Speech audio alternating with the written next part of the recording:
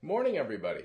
It is GDPR Day, May 25th, and GDPR is officially the law of the land when it comes to the EU. And of course, that has global implications. But has everything changed overnight? No.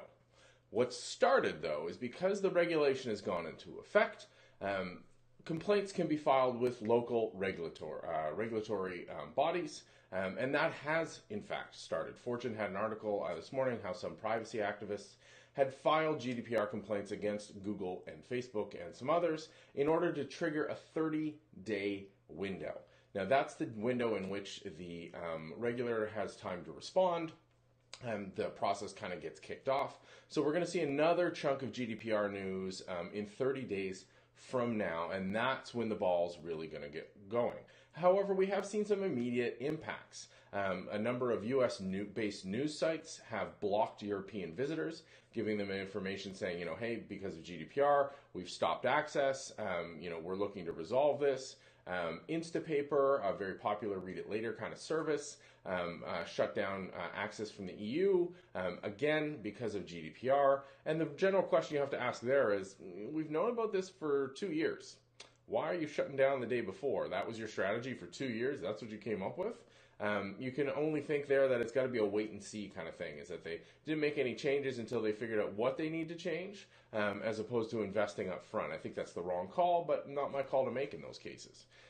So the question now becomes, around GDPR, as it's in effect, when these complaints start rolling, the 30-day window starts, what's going to be the actual real-world impact? Because GDPR is a legal agreement. It's a EU-adopted regulation. It is massive. It is ridiculous to understand in its native legalese, let alone in multiple languages of legalese. But there's a lot of core concepts that we've talked about here on Mornings with Mark that are a huge advantage for security, that are a huge advantage for personal privacy. One of the things that really comes up quite often that is going to need the regulators to step in, it's going to need a few fines to be thrown down, is the idea of consent. You've seen your inbox absolutely slammed over the last few days and weeks of updated terms of service, click here to opt in to continue to receive communications from us. That kind of stuff is all in prep of GDPR because people weren't properly tracking when you gave them consent to email you or when you gave them consent to collect your data, this kind of stuff, which is surprising because there's a number of anti-spam legislations around the world that required that. So, the question is, were people up to speed on the existing laws, let alone a new regulation like GDPR? But the bigger question comes around data collection in general. So the way GDPR boils down to, and again, I'm not a lawyer, but when you're translating from legalese to English, there is nuance that is lost. And this is why we need to see a few cases get pushed through the entire process first. But there's this idea of consent.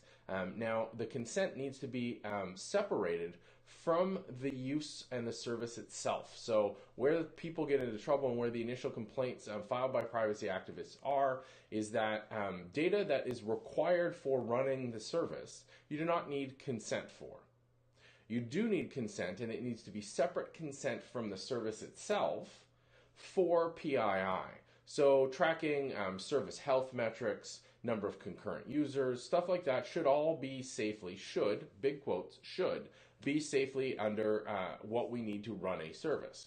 The question of, Mark and my email address and, any other personally identifiable information, that needs consent. And that consent under GDPR needs to be separate from the use of the service. You can't tie the two. GDPR explicitly forbids strong-arming folks into consenting.